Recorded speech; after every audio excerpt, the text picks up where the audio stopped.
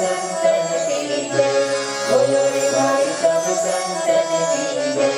बोलो रे भाई सब संतन की जय।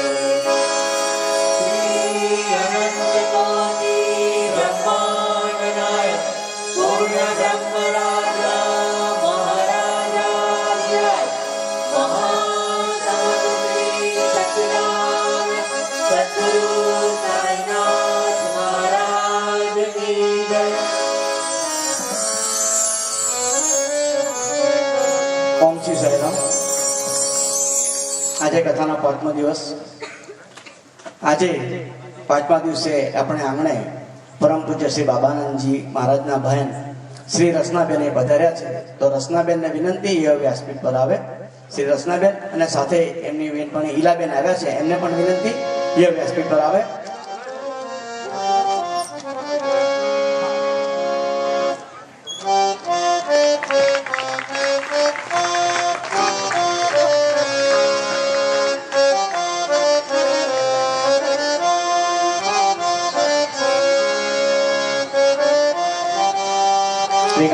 नीमाबेन ने विनंती करो एवो बेन श्री रचनाबेन और हीलाबेन નું સન્માન કરશે।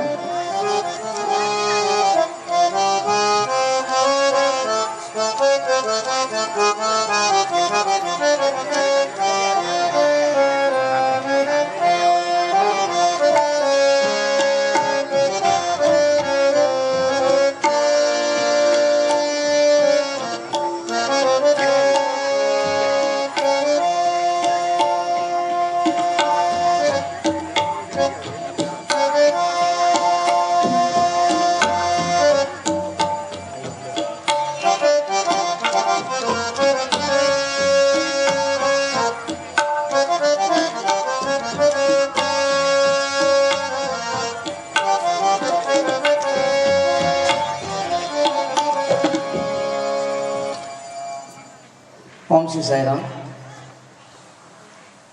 सीडी सालीला कथा ग्रुप तरफथी एक श्री साई कथा भजनावली माला भजन माला ने सीडीओ बहार पाडवामां आवी छे। एनी अंदर सवारथी मांडीने आरती सुधी छे। एनी अंदर श्री साई बावनी અત્યાર સુધી સંગીતમાં કોઈએ બહાર નથી પાડી, એ આપણે અહીંયા સંગીતમાં બહાર પાડી છે અને ભજનો છે। જો કે ભાઈ ભક્તોને લેવી હોય એઓને અહીંથી અમારા સાઉન્ડ માસ્ટર સાજીદભાઈ પાસેથી મળી રહેશે। એની કિંમત ફક્ત 100 રૂપિયા છે। ઓમ શ્રી સાઈરામ।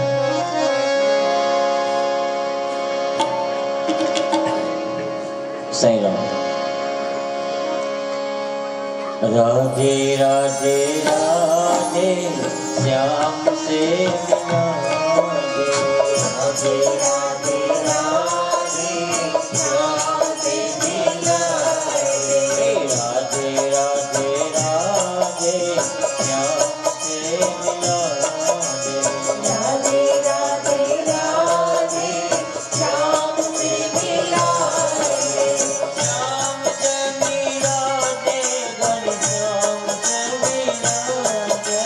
श्याम से मिला दे घनश्याम से मिला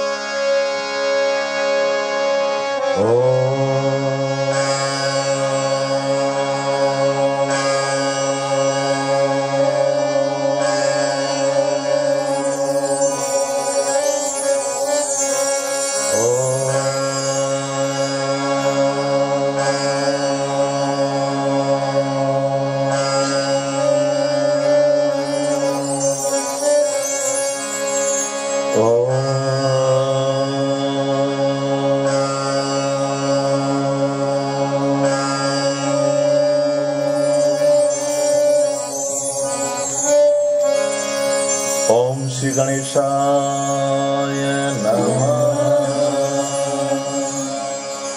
ओम श्री सरस्वत्यै नमः। ओम श्री सच्चिदानंद सद्गुरु साईनाथाय नमः। सियावर रामचंद्र भगवान की जय। पवन सुत हनुमान जी महाराज की जय। उमापति महादेव की जय। श्री कृष्ण चंद्र भगवान की जय। अम्बे मात की जय। श्री दाभोलकर जी महाराज की जय। जय साईं कथा, जय श्री साईं कथा।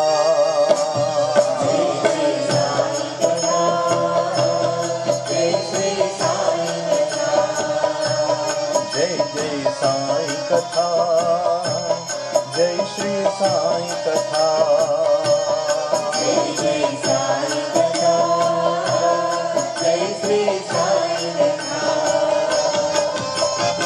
जिसे श्रवण कर मिट जाती है, जिसे श्रवण कर मिट जाती है, जिसे श्रवण कर मिट जाती है, जिसे श्रवण कर मिट जाती है। जन्म जन्म की व्यथा श्री साईं कथा।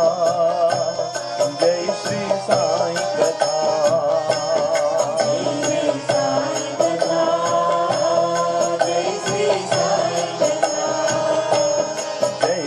साईं कथा, जय श्री साईं कथा। जय जय साईं कथा, जय श्री साईं कथा। जिसे श्रवण कर मिट जाती है, जिसे श्रवण कर मिट जाती है, जिसे श्रवण कर मिट जाती है, जिसे श्रवण कर मिट जाती है। जन्म जन्म की व्यथा श्री साईं कथा।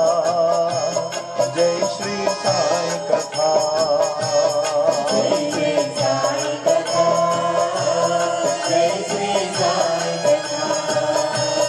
जय जय साईं कथा, जय श्री साईं कथा। ओ जय श्री साईं कथा। जय जय साईं कथा।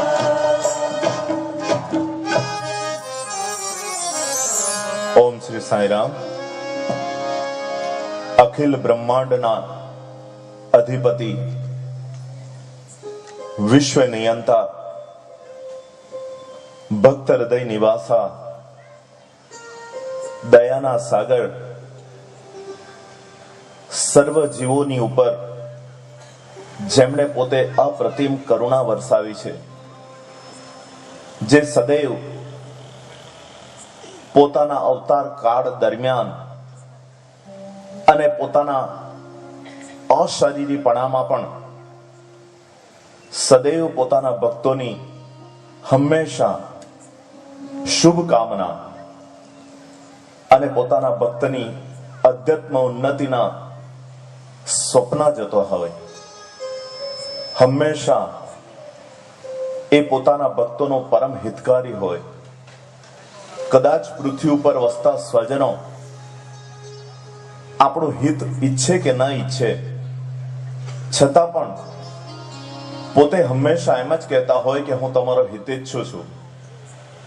પરંતુ બધું વાસ્તવમાં સમાજની બૌદ્ધિકતા, સમાજના શાબ્દિક બંધનોમાં ન બંધાતા એક એવા દેવને આપણે ઓળખી લઈએ કે જે આપણા હૃદયમાં વસીને સદૈવ આપણને સતપથની ઉપર લઈ જતા હોય એવા એક અને એકમાત્ર ભગવાન શ્રી સાંઈનાથ મહારાજના દિવ્ય ચરણ કમળમાં આપણા સર્વના સપ્રેમ નમસ્કાર.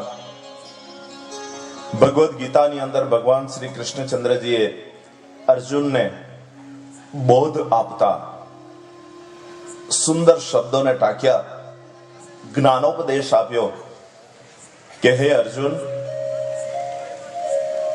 નૈનમ છેદંતી શસ્ત્રાણી નૈનમ દહતી પાવકઃ ન ચૈનમ કલિદ્યંત્યાપો ન શોષયતી મારુતઃ.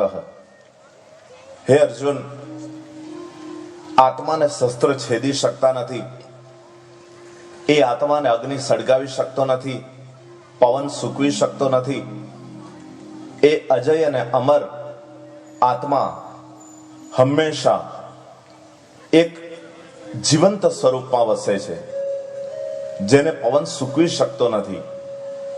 એ હંમેશા આત્મા અજર છે, અમર છે, ફક્ત દેહ બદલાય છે.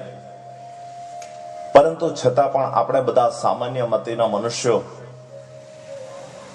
આયુ નિર્તણી અંજલિ ટપકત શ્વાસો શ્વાસની સાથે સાથે આયુનો લોપ થતો થતો આપણી વિચારધારા ક્ષણે ક્ષણે બદલાતી રહે એ સ્વાભાવિક છે. આપણા ગામની અંદર કથાના ચોથા દિવસે દુઃખદ પ્રસંગ બન્યો.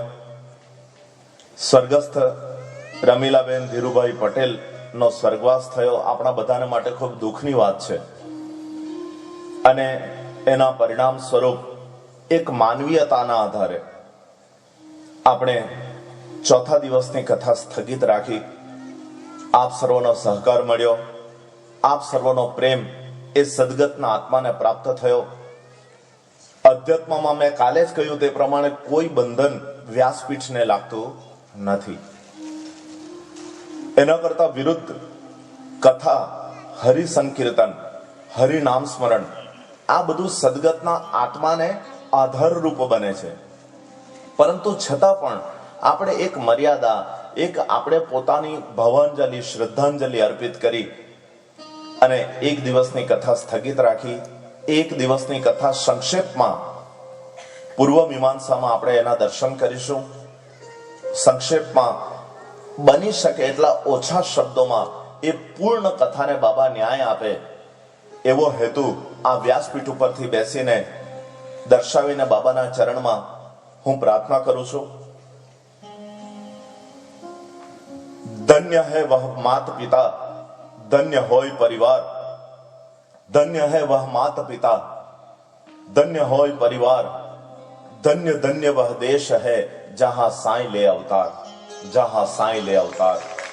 એ માતા પિતાને ધન્ય છે, એ પરિવારને ધન્ય છે, એ દેશને ધન્ય છે કે જ્યાં સાંઈ અવતાર લે છે. અને આ વ્યાસપીઠ ઉપરથી હું દ્રઢપણે એટલું તો કહી શકું કે કાનોને પણ ધન્ય છે, એ જીવને પણ જે ધન્ય છે કે જે સાંઈ કથાના શ્રવણ દ્વારા શાબ્દિક સાંઈ બાબાના દર્શન એ પોતે બેઠો બેઠો કરી શકે છે. પોતાના હૃદયમાં ભલે ચર્મચક્ષુથી નહીં, પોતાની સામે પ્રત્યક્ષ ભગવાન બાબાના દર્શન નથી કરી શકતો, પરંતુ અંતરાત્મામાં બેઠેલા બાબા હંમેશા પોતાના પ્યારા ભક્તોના દિલમાં મરક મરક હસતા હોય, આશીર્વાદ આપતા હોય. તો આપણે જોયું જન્મોત્સવના દિવસે કે 28મી સપ્ટેમ્બર 1838ના દિને દેવગિરિયામાં સંક્ષેપમાં આપણે ચોથા દિવસની કથા ખૂબ સંક્ષેપમાં ઓછા શબ્દોનો આધાર લઈને વધારેમાં વધારે સમજી શકીએ. કારણ કે જીવને આત્મકલ્યાણ કરવા માટે 3-4 કલાકની જરૂર નથી. ફક્ત એક શબ્દ જ એના માટે પૂરતો છે. ફક્ત એક શબ્દ, ખાલી ઓમકાર જ, એક પ્રણવ નાદ જ એવો છે કે ઓમકારથી જ એ જીવ પરમ તત્વ સુધી પહોંચી શકે, પરમ તત્વના ચરણનો આધાર લઈ શકે. તો વધારે શબ્દની જરૂર નથી, એ હું સમજુ છું. તો 28 સપ્ટેમ્બર 1838 દિને દેવગીરી અમ્માએ શિવ સ્વરૂપા સાંઈને જન્મ આપ્યો. વૈરાગ્ય સંપન્ન ભગવાને જન્મતાની સાથે જ આ સૃષ્ટિ, માતા પિતા, ભાઈ બહેન, આ સૃષ્ટિ ઉપર લૌકિક ચીજ વસ્તુઓનો ત્યાગ કર્યો. વૈરાગ્ય અને ત્યાગ એનું નામ છે. ત્યાગ એ નથી કે જે ફક્ત શબ્દનો આધાર લે. ત્યાગ એ નથી કે ફક્ત બહારથી ઉપરથી દોડ કરતો હોય. ત્યાગ ખરેખર આંતરિક હોય. ત્યાગ વસ્તુઓને ત્યજવી, છોડવી, એનું નામ વૈરાગ્ય. કોઈ પણ વસ્તુની અંદર આસક્તિ ન રાખવી, મોહ ન રાખવો, કોઈ પણ વસ્તુ પર વધારે પ્રેમ ન રાખવો. સંસારમાં મમતા મારે છે. સંસારમાં મમતા મારે છે. ભગવાનમાં મમતા તારે છે. સંસારમાં સમતા બની રહે અને ભગવાનમાં મમતા બની રહે એવા પ્રયત્ન આપણે કરવા જોઈએ.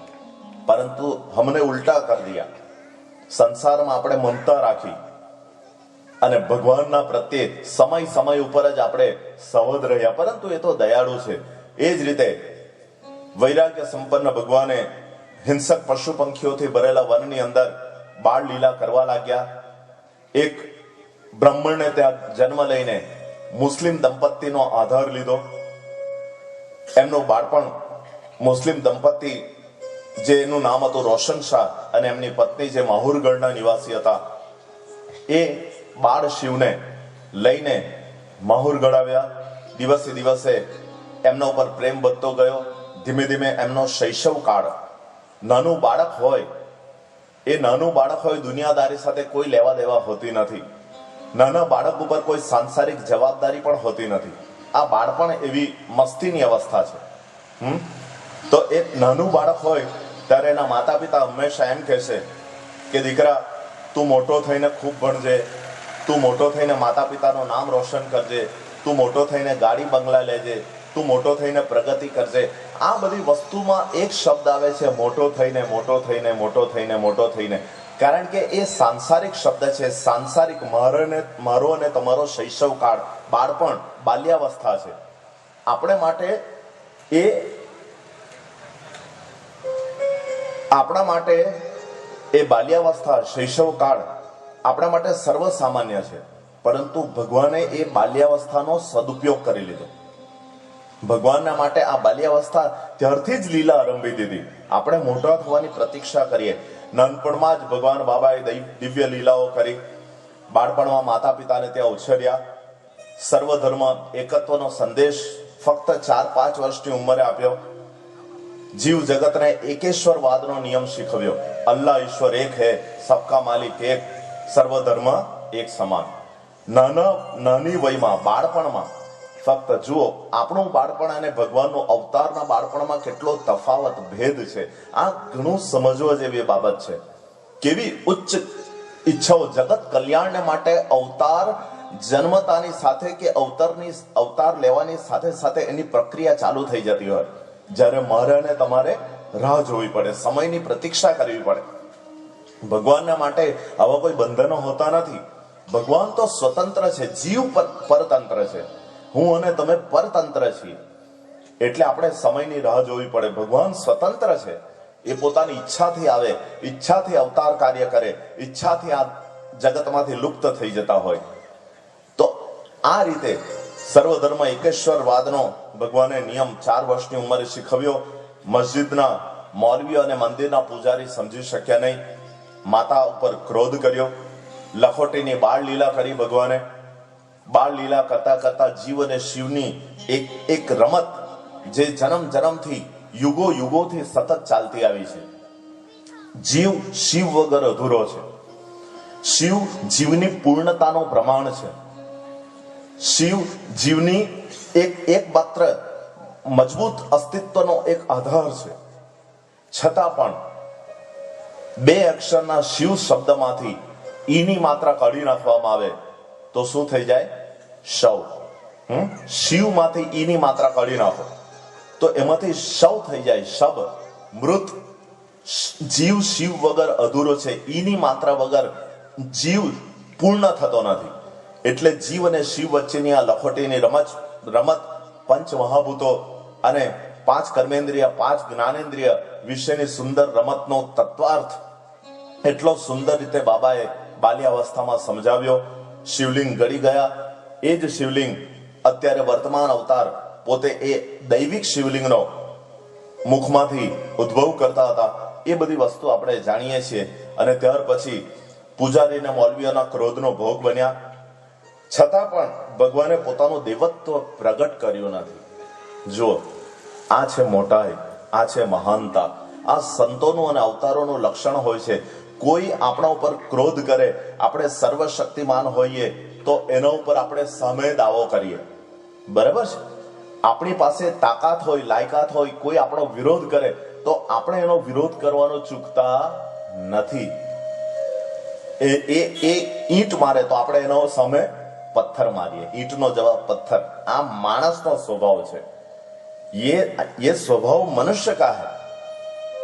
એ સામાન્ય જીવની બુદ્ધિ છે. પરંતુ આ તો અવતાર, એને જે સાક્ષાત શિવ હોય, જેને ઝેર પીતા શીખી લીધું હોય, જેને ઝેર પીવું એ બિલકુલ સહજ વાત છે.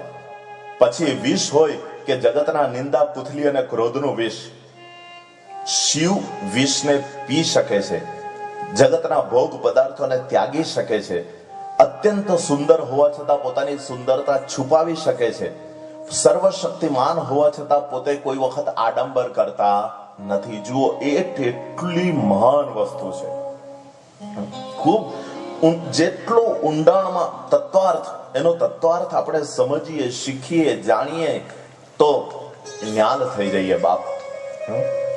તો એ શિવ જરા પણ વિરોધ કર્યો નહીં. માએ ગુરુ વૈકુંઠ શાહને, કારણ કે અવતાર લીલા કરવા માટે કોઈ માધ્યમ જોઈએ ને, બરાબર છે? અવતાર લીલા કરવા માટે કોઈ તો પગદંડી જોઈએ, કોઈ માધ્યમ જોઈએ, કોઈ રસ્તો જોઈએ. આ ભગવાનની લીલા, ભગવાનના સંકલ્પ દ્વારા સર્જન થયેલી લીલા, અદ્ભુત. જે આપણે સાંસારિક દ્રષ્ટિએ જોઈએ તો આપણે અવઢવમાં પડીએ, આપણી બુદ્ધિ બેર મારી જાય, પણ એ તો એની લીલા. તો આ રીતે ગુરુ વૈકુંઠ શાહના દરબારમાં ગયા. ગુરુ વૈકુંઠ શાહે ખૂબ પ્રેમ આપ્યો, કારણ કે સક્ષમ શિષ્ય, લાયક શિષ્ય, અધિકારી શિષ્ય, જે ગુરુના ગુરુ તત્વપણાનો અધિકાર પ્રાપ્ત કરી શકે એવા ઉત્તમ પ્રકારના શિષ્ય એ બાબુ, જે નાનપણમાં એમનું નામ હતું. સદગુરુના દિવ્ય ગુણોનો વારસો મેળવીને શિષ્ય પોતાનો આધ્યાત્મિક માર્ગ મેળવી શકે છે. સદગુરુ પાસે કયો વારસો? દિવ્ય ગુણોનો વારસો. સદગુરુ પાસે સદગુરુનું આસન, સદગુરુની ગાદી, સદગુરુની સંપત્તિ, આ બધા વસ્તુનો વિચાર દિવ્ય જે ઉત્તમ અધિકારી શિષ્ય છે એ કરતો નથી. સદગુરુ પાસે શું જોઈએ અધિકારી શિષ્યને? દિવ્ય ગુણો, સદગુરુની કૃપા, એમના આશીર્વાદ. અને એ જ ગુણો જ્યારે 15 વર્ષની ઉંમરે બાબુએ મેળવ્યો. 1838 થી 1842 5 વર્ષ પાલક માતા પિતાને ત્યાં રહ્યા. 1842 થી 1852 સુધી 10 વર્ષ ગુરુ વૈકુંઠ શાહને ત્યાં રહ્યા. 15 વર્ષની ઉંમરનો બાબુ એ બીજા શિષ્યોની ઈર્ષાનો ભોગ બન્યો. સરોવરમાંથી જળ ભરી લાવતા બાબુને બીજા શિષ્યોએ આંતર્યો, માથામાં ઈંટ મારી. સદગુરુદેવનો ક્રોધ વધારે ફાટી પડ્યો. બીજા શિષ્યો પર ક્રોધ કરવા લાગ્યા. પરંતુ આ સદગુણી શિષ્યએ ગુરુને આજે બોધ આપ્યો. જુઓ, વાસ્તવમાં એવું હોય કે ગુરુ શિષ્યને શીખવે, ગુરુ શિષ્યને જ્ઞાન આપે, પણ આ ઉલટું થઈ ગયું. કારણ કે એ શિષ્ય સૂર્ય, સહસ્ત્ર કોટી સૂર્ય પોતે જાતે એને સદગુરુને બોધ આપ્યો કે ગુરુદેવ તમારો ક્રોધ શાંત કરો. ક્રોધ એ સામાન્ય વ્યક્તિઓ માટે સામાન્ય છે. સર્વ સામાન્ય વ્યક્તિઓ માટે સમજવા જેવી બાબત છે કે મારા અને તમારા જેવા સામાન્ય વ્યક્તિને ક્ષણે ક્ષણે ક્રોધ આવી જાય, પોતાના મગજની કમાન છટકી જાય, પાટા ઉપરથી ટ્રેન ઉતરી જાય. પણ આ તો દિવ્ય ગુણોના અધિકારી, દિવ્ય ગુણોની ખાણ સમાન ગુરુ વૈકુંઠ શાહ એ પોતે પરશુરામ જેવો ક્રોધ કરે ત્યારે સત શિષ્ય એ ક્રોધને અટકાવે કે ગુરુદેવ ये आपकी गलती. ગુરુદેવની પણ ભૂલ કાઢે એ અધિકારી શિષ્ય. શિષ્યએ તરત જ કહી દીધું કે ગુરુદેવ આ તમારો ક્રોધ છે, આ તમને શોભાસ્પદ લાગતો નથી. શું છે? એ લાયકાત જુઓ, શિષ્યની કેવી લાયકાત. જ્યારે સંત જ્ઞાનેશ્વર 14 વર્ષના હતા. તમને ખબર છે ને, સંત જ્ઞાનેશ્વરની ઉંમર 14 વર્ષની, 15 વર્ષની ઉંમર. અને એમના શિષ્ય ચાંગદેવ એ કેટલા વર્ષના ખબર? 1400 વર્ષના. 1400 વર્ષના શિષ્ય ચાંગદેવ. ઉંમર સાથે જ્ઞાનને કોઈ લાગતું વળગતું નથી. જ્ઞાન તો દૈવી કૃપા છે, દેવત્વ પ્રગટ કરવું પડે તો જ જ્ઞાન પ્રાપ્ત થાય. બાકી સાંસારિક જ્ઞાન તો પોથી પડપડ જગમુઆ પંડિત ભયાન કોઈ 2.5 અક્ષર પ્રેમ કા જો પઢે સો પંડિત હોય. એ પોથી પડીને તો જગત PhD થાય ને મોટી મોટી પદવીઓ મેળવે, પણ આંતરિક જ્ઞાન જે મીઠું છે, શાશ્વત છે, શાંત અને સરળ સૌમ્ય જ્ઞાન જે પોતાના આત્મકલ્યાણને માટે ઉપયોગી સાબિત થાય, એ જ્ઞાન સદગુરુની કૃપા. તો આ રીતે સદગુરુને શીખવ્યું. સદગુરુએ પોતાના શિષ્યને 100 સલામ ભરી કે ખરેખર આવો શિષ્ય, મહાન શિષ્ય મને પ્રાપ્ત થયો. અને ગુરુદેવે પોતાના શિષ્યનું માથું પોતાના ખોળામાં મૂક્યું, પોતાના નેહ અને પ્રેમની કૃપા દ્રષ્ટિ શિષ્ય ઉપર કરી અને માથા ઉપર એક ઘાની ઉપર જડીબુટી લગાવીને માથા ઉપર કપડું બાંધ્યું. એ કપડું બાબાએ આ જીવન પોતાના મસ્તકની ઉપર રાખ્યું. જે ઈંટ વાગતા માથા ઉપર ઘા વાગ્યો અને સદગુરુએ પોતાની કૃપા રૂપી કપડું માથા ઉપર બાંધ્યું. કૃપા હંમેશા મસ્તકની ઉપર શોભે. તમે મુકુટ હોય, માથા ઉપર પહેરવાનો મુકુટ, અને હાથમાં લગાવી દો કે પગની ઉપર ટાંગી દો તો સારો લાગે? મુકુટ કાં શોભે? માથા ઉપર. તે પણ જે ખરેખર એ મુકુટના અધિકારી, જે લાયક હોય એવા વ્યક્તિને, ગધડાને માથે મુકુટ મૂકો તો સારો લાગે? સારો લાગે? એ કોઈ રાજા, સદગુરુદેવ, ભગવાન, અવતાર, આ બધા એની પાત્રતા હોવી જોઈએ. અને એ રીતે ગુરુએ પોતાના શિષ્યની પાત્રતા જાણી લીધી, જોઈ લીધી કે ખરેખર આ મારો અધિકારી, મારી કૃપાનો અધિકારી. આ કપડું નહીં, પરંતુ એમ લાગે છે કે ગુરુએ પોતાનો સંપૂર્ણ જ્ઞાન અને કૃપા બાબાના માથા ઉપર બાંધી દીધી કે લઈ જા, હવે તારું અવતાર કાર્ય ચાલુ કર, શરૂ કર. અદ્ભુત છે અધ્યાત્મ જગત, અદ્ભુત છે સાંઈ કથા, અદ્ભુત. અને ગુરુદેવે પોતાની કૃપા બાબાના મસ્તકની ઉપર બાંધી દીધી અને જગત કલ્યાણને માટે 15 વર્ષની ઉંમરે એ બાબુ બહાર નીકળી ગયો. ગુરુએ 5 વસ્તુ શીખવી બહાર જતા પહેલા: પરમાત્માની બંદગી, સત્શાસ્ત્રોનું અધ્યયન, સાધુ સંતોનો સંગ, ભિક્ષા માંગીને નિર્વાહ કરવો અને દેશારટણ. 5 વસ્તુ. આ બધા સંતોના ઉપલક્ષણો છે. ઉપલક્ષણ, લક્ષણ પણ નહીં, ઉપલક્ષણ. આ બધા લક્ષણોને પચાવવા પડે. આ બધી વસ્તુને અધ્યાત્મ જગતમાં ઘણા આ 5 સ્ટેપ ઉપયોગી છે. જે રીતે સત્ય સાંઈ બાબાએ 5 મહામૂલ્યોને બતાવ્યા: સત્ય, ધર્મ, શાંતિ, પ્રેમ અને અહિંસા. તે જ રીતે આ પરમાત્માની બંદગી, સત્શાસ્ત્રોનું અધ્યયન, સાધુ સંતોનો સંગ, ભિક્ષા માંગીને નિર્વાહ કરવો અને આ દેશારટણ, આ અત્યંત જરૂરી છે.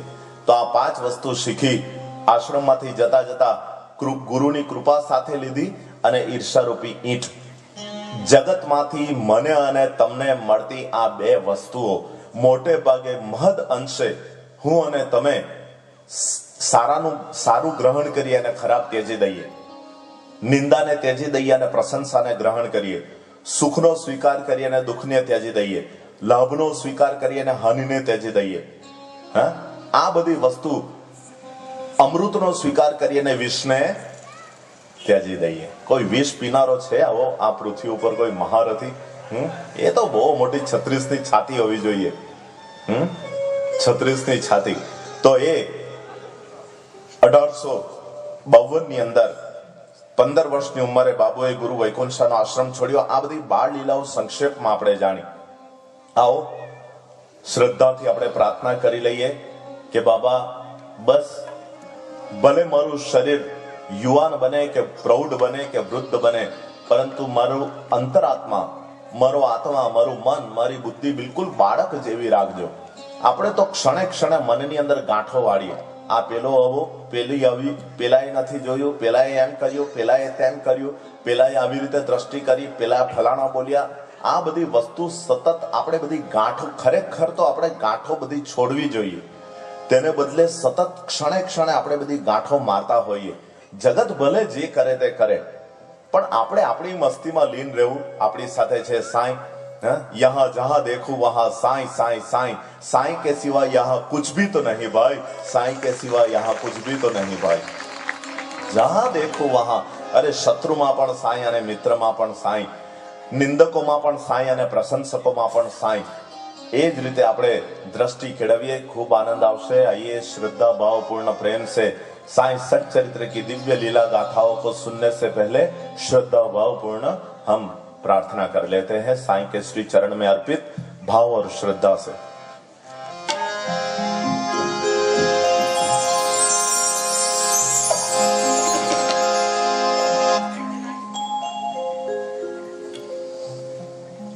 हे साईं,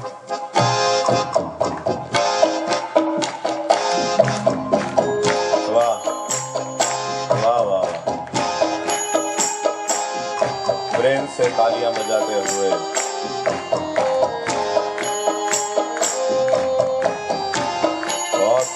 बहुत प्यारा, सरस सरस, धन्यवाद.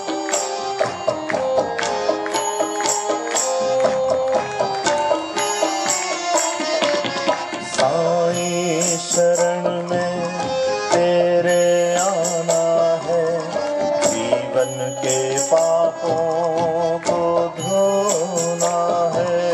साईं शरण में तेरे आना है, जीवन के पापों को धोना है.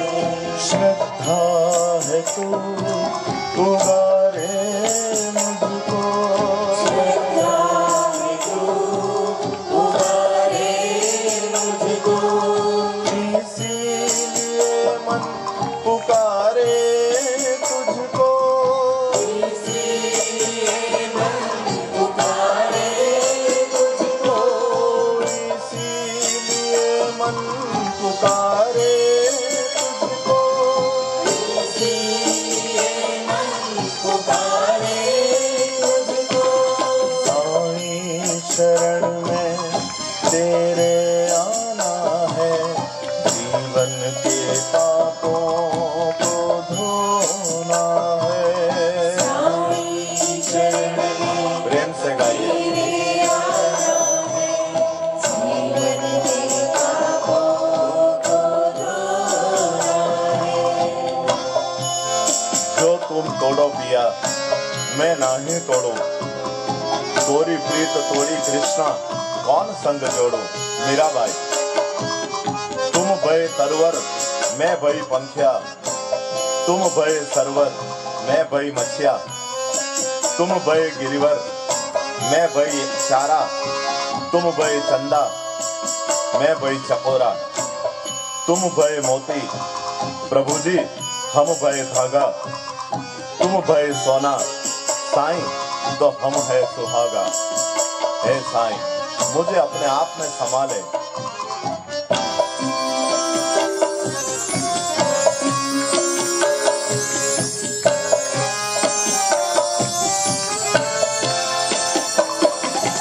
मोह माया जग के ये बंधन छोड़ के आया हूँ दर पे तेरे.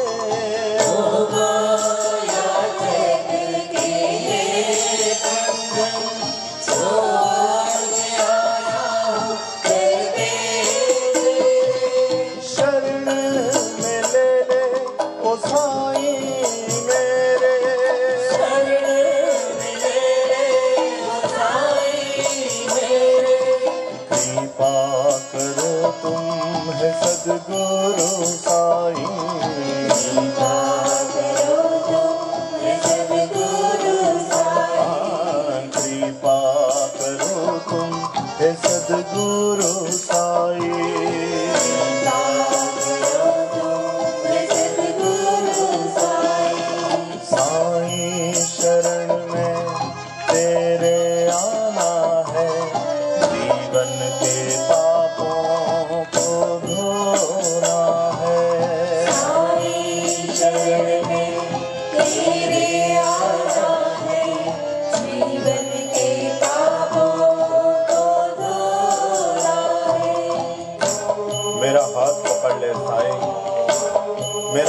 दे दे। तू नहीं तो कुछ भी नहीं, तू है तो सब कुछ है बाबा।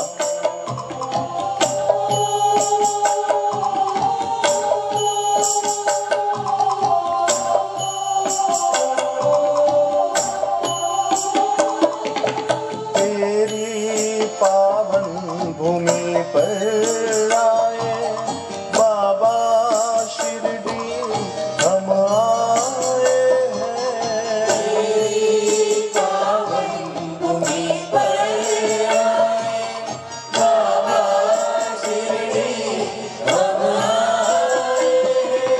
तू शक्ति दे, तू भक्ति दे,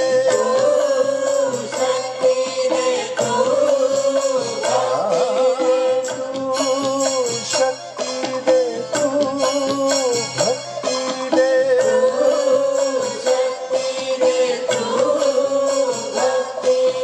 श्रद्धा सबूरी और बुद्धि दे दे। श्रद्धा सबूरी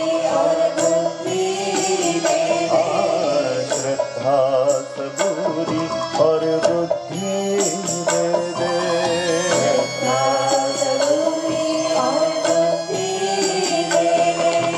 साईं शरण में तेरे आना है, जीवन के पापों को धोना है।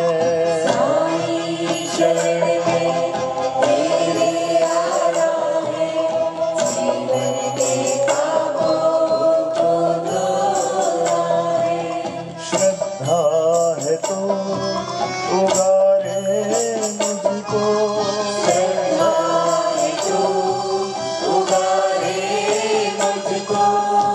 इसीलिए मन पुकारे तुझको। इसीलिए मन पुकारे तुझको। इसीलिए मन पुकारे तुझको। इसीलिए मन पुकारे तुझको।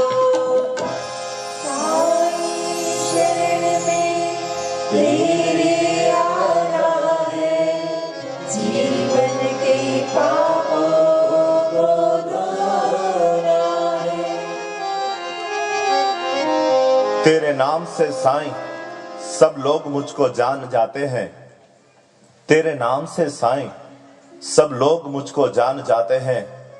मैं वो खोई हुई चीज हूं बाबा, मैं वो खोई हुई चीज हूं जो सिर्फ तेरे नाम से पहचानी जाती है, जो सिर्फ तेरे नाम से पहचानी जाती है बाबा।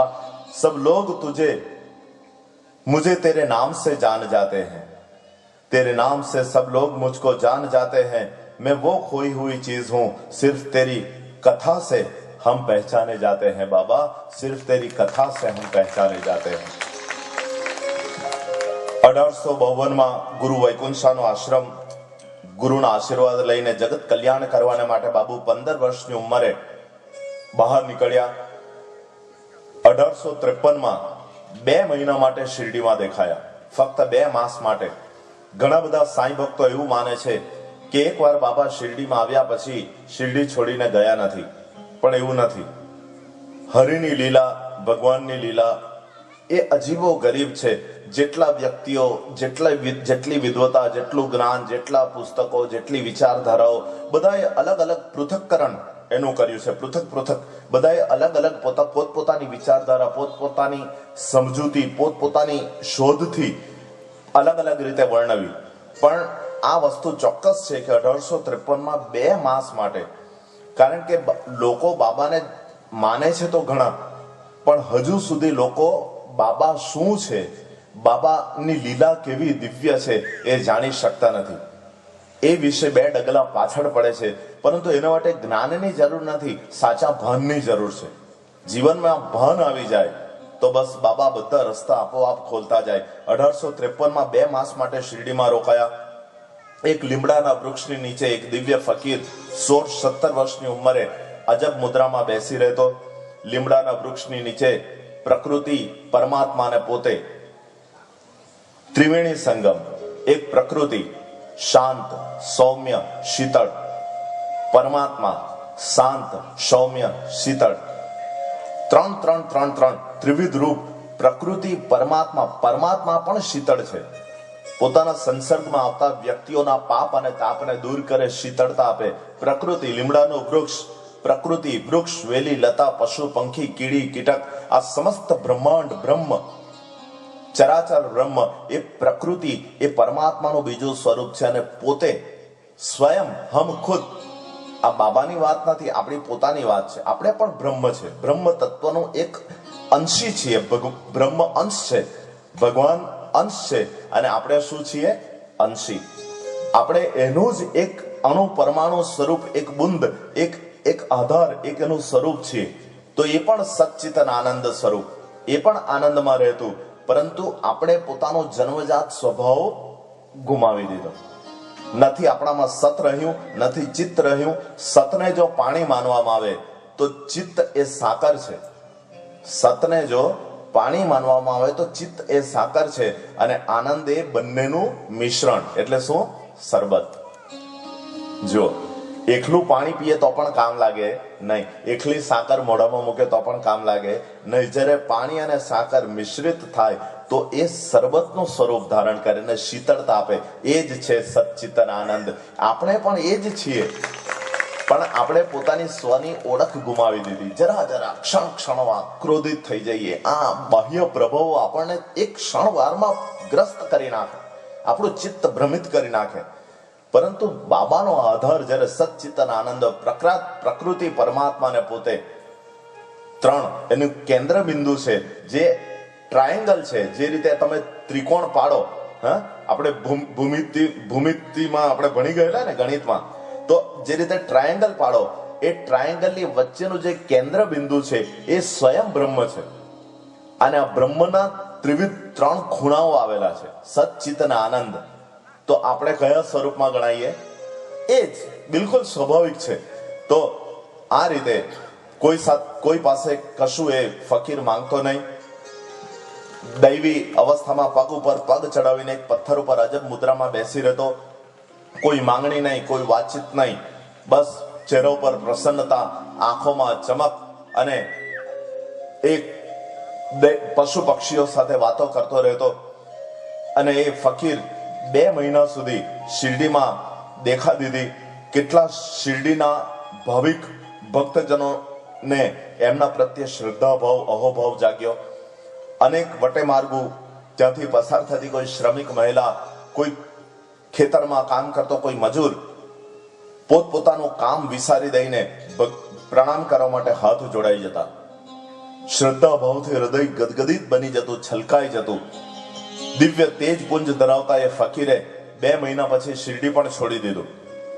1853માં શિરડી છોડી દીધું, અને 1853 થી 1857 સુધી અજ્ઞાત રહ્યા. ક્યાં ગયા કોઈને મળ્યા નહીં, કશી ભાળ મળી નહીં.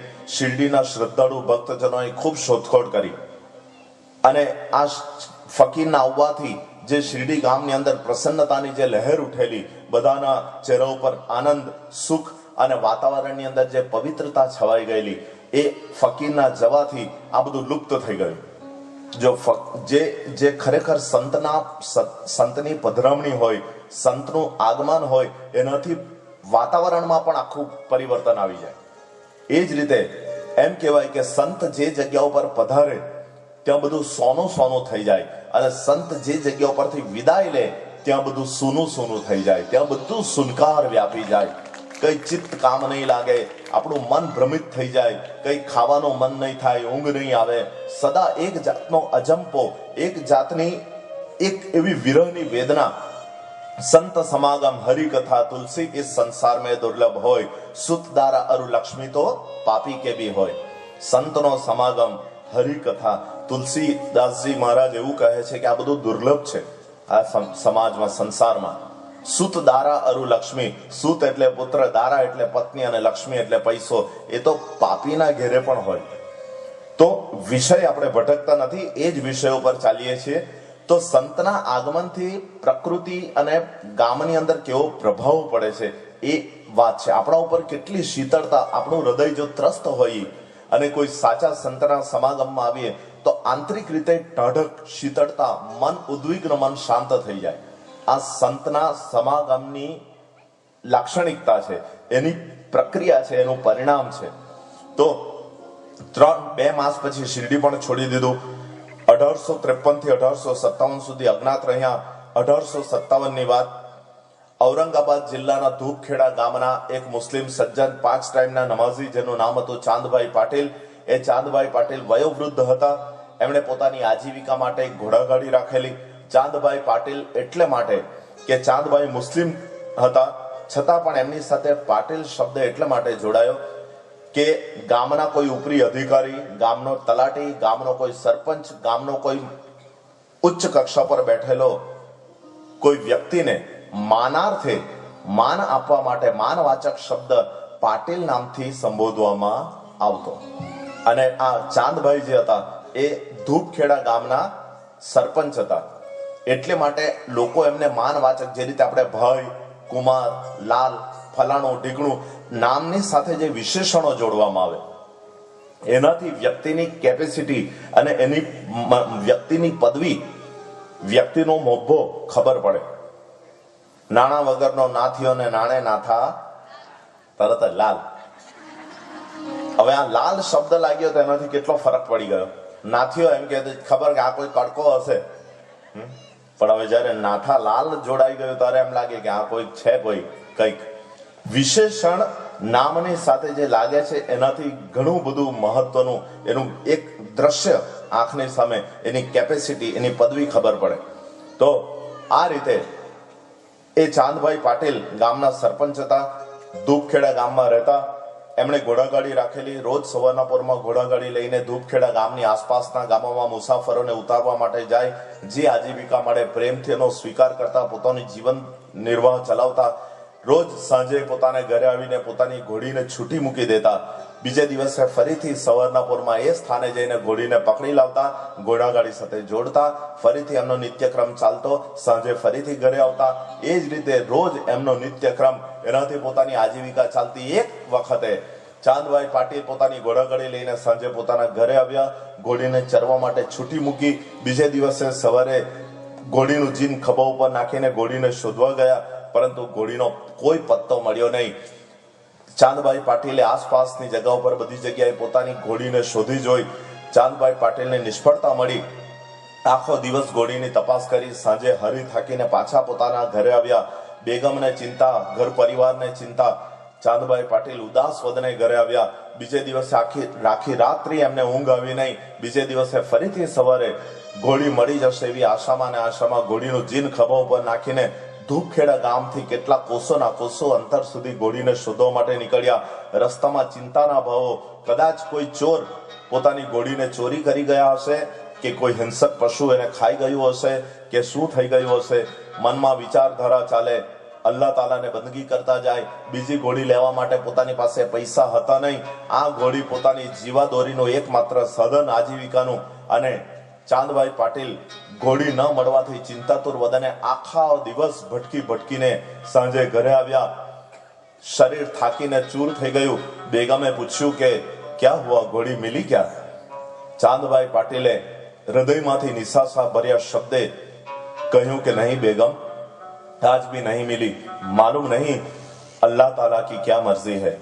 ઘોડીનો જીદ બાજુ પર મૂકીને અલ્લાહ તાલા નિર્ગુણ નિરાકાર અલ્લાહ તાલાના ફોટાની સમક્ષ નતમસ્તકે ઉભા રહ્યા. 2 હાથ બંદગી અદા કરવા માટે ખુલ્યા. 2 હાથ ખુલવા એનો મતલબ કે શરણાગતિ ભાવ. આ પણ એક જાતનો શરણાગતિ ભાવ છે. માથા ઉપર હાથ રાખવો એ શરણાગતિ. આ રીતે હાથ પોળા કરવા એ શરણાગતિ, કે હું દીન છું, હું લાચાર છું, ગરીબ છું, નિસહાય છું. હે અલ્લાહ તાલા, મારી ઝોલીમાં તું તારી કૃપાની વર્ષા વરસાવ. આ એક ભાવ છે. હાથ પોળા કરવા એનો અર્થ આ છે કે અલ્લાહ તાલા પાસે કોઈ લૌકિક વસ્તુઓ નહીં, એની કૃપા, એની રહેમત માંગવી. બંને હાથ નમાઝ અદા કરતા કરતા, અલ્લાહ તાલાની બંદગી કરતા આ રીતે ખુલ્યા. સાચા દિલની દુઆ ભગવાનને કરી, અલ્લાહ તાલાને કરી. બીજે દિવસે ફરીથી ઘોડીનું જીન ખભા ઉપર નાખ્યું અને પોતાના ગામથી કેટલા કોસો દૂર એક સ્થાન ઉપર આવ્યા, જે સ્થાનનું નામ હતું આંબાવાડી. આંબાવાડી ટેકરાળો પ્રદેશ હતો. ત્યાં ઘણા બધા કુદરતી રીતે આંબા ઉગી ગયેલા, એને કારણે લોકોએ એ સ્થાનનું નામ આંબાવાડી પાડેલું.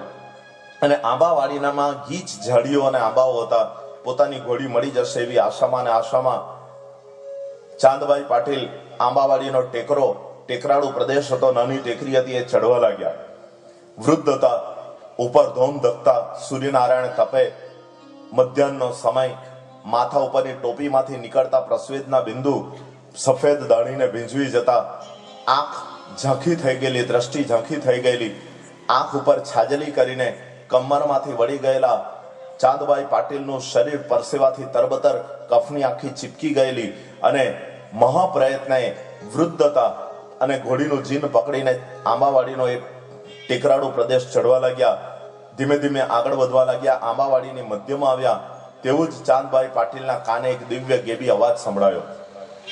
ચાંદ, चांद, यहाँ आओ भाई, मेरे पास आ जाओ चांद, मैं बुला रहा हूं भाई. चांद, चांद, चांद, चांद, ચાંદભાઈ પાટીલને લાગ્યું કે આ નિર્જન સ્થળે મારું નામ લઈને બોલાવનાર કોણ છે? અહીં તો કોઈ આસપાસ કોઈ વ્યક્તિ દેખાતી નથી, અને મારા ગામથી આટલે બધે દૂર મને ઓળખનાર, મારું આટલું પ્રેમથી નામ લેનાર કોણ છે? બધી જગ્યાએ દ્રષ્ટિ દોડાવી, પરંતુ કોઈ એમની સ્થૂળ આંખોમાં નજરમાં આવ્યું નહીં. જો જ્યાં સુધી વ્યક્તિના મનમાં શંકાશીલ સ્વભાવ હોય, જે વ્યક્તિ શંકાગ્રસ્ત હોય, જે વ્યક્તિમાં શ્રદ્ધાની ઉણપ હોય, એ વ્યક્તિ શબ્દ સાંભળીને પણ એની માનવાનો ઇનકાર કરી દેતી હોય છે. કદાચ કથા સાંભળી ફૂટ્યા કાન તોય ના આવ્યો બ્રહ્મજ્ઞાન, એટલે જ કદાચ અખાએ આ વાત કરી હશે કે કથા શબ્દ સાંભળીએ એની સાથે જરૂરી નથી કે વ્યક્તિની અંદર શ્રદ્ધા જાગે. શબ્દ કદાચ શંકા કરવા પણ પ્રેરે. આ અધ્યાત્મ ગણિત છે. એમાં એ જ નથી કે કોઈ સાંભળે એટલે એનો સ્વીકાર કરવો, એ કઈ જરૂરી નથી. કથા આત્મિક કલ્યાણ કરવા માટે છે. શ્રદ્ધા ભાવપૂર્ણ એનો સ્વીકાર કરવો, તો જ વ્યક્તિનું આત્મકલ્યાણ થાય. જે રીતે ચાંદભાઈ પાટીલે જ્યારે દિવ્ય ગેબી અવાજ સાંભળ્યો, શ્રવણ શક્તિ પ્રવૃત્ત થઈ, પરંતુ બુદ્ધિ શંકાશીલ બની કે ના, અહીં મને ઓળખનાર કોણ? અને એના તરફ દુર્લક્ષ આપ્યું. આગળ વધ્યા. જો આ આગળ વધવું એ સંસાર છે. એક તરફ અધ્યાત્મ જગત સદગુરુ છે, એક તરફ ભગવાન છે. ભગવાન જ્યારે આપણને પોકારે કે આવો મારી પાસે, ત્યારે જે સંશયાત્મક બુદ્ધિ જેને કહેવાય, આ શબ્દ યોગ્ય છે. સંશયાત્મક બુદ્ધિ આપણને અધ્યાત્મ પ્રવૃત્તિમાં આગળ વધતા અટકાવે. સમજો છો ને? સંશયાત્મક બુદ્ધિ, આ બધી મારી અને તમારી આ પ્રકારેની બુદ્ધિ જ્યારે સદગુરુ સામે ચાલીને અધ્યાત્મ માર્ગમાં આપણને બોલાવતા હોય, ત્યારે વ્યક્તિ સંશયાત્મક બુદ્ધિને ઉપર પ્રભાવને કારણે એ પોતે એના તરફ દુર્લક્ષ આપે છે. એ સંસારની તરફ આગળ વધતો હોય, પરંતુ ભગવાન એમ કહે છે કે હું તને સંસાર સાગરમાંથી છોડાવવા બૂમ મારું છું. સંસાર સાગરમાંથી તને પાર કરવા માટે તને હું બોલાવું છું. પરંતુ આપણે સંસારની તરફ આગળ વધીએ, એ સદગુરુના અવાજની તરફ દુર્લક્ષ આપીએ. ચાંદભાઈ પાટીલ આગળ વધ્યા, ફરીથી થોડાક આગળ ગયા એટલે ફરીથી એ જ દિવ્ય ગેબી અવાજ કાને સંભળાયો. चांद, चांद, चांद, मेरे पास आओ भाई, मैं बुला रहा हूं, आ जाओ भाई, तेरा कल्याण होगा. चांद, आओ भाई, और आगे आओ चांद. हाँ, बस इसी तरह और आगे आते चले जाओ चांद. आओ भाई, मैं बुला रहा हूं. ચાંદભાઈ પાટીલ એ અવાજની અંદર રહેલી સંપ્રેક્ષણ શક્તિ, એ અવાજમાં રહેલી એક દિવ્ય ગેબી તાકાત એટલી બધી બળવત્તર હતી કે ચાંદભાઈ પાટીલ એ અવાજની તરફ એમના બુદ્ધિએ સાથ છોડી દીધો. સંશય દૂર થયો. ભગવાનની કૃપા કેવી રીતે એક ભક્ત પર ઉતરે છે, આ એનો જીવંત તાદ્રશ નમૂનો છે કે વ્યક્તિ પોતાની બુદ્ધિને, હઠાગ્રહને, જ્યારે આગ્રહ અને અનુગ્રહને, જે આગ્રહ અને વિગ્રહને જે છોડી દેતો હોય, વ્યક્તિ આગ્રહ અને વિગ્રહને જે છોડે, પરમાત્માનો અનુગ્રહ એના ઉપર વરસ્યા વગર રહેતો નથી. ભગવાન એને પોતાના તરફ ખેંચે. એ જ રીતે બુદ્ધિ દૂર થઈ ગઈ અને ભાવપૂર્ણ હૃદયે સ્થાન લીધું અને ચાંદબાઈ પાટીલ એ અવાજની તરફ ખેંચાતા ચાલ્યા ગયા.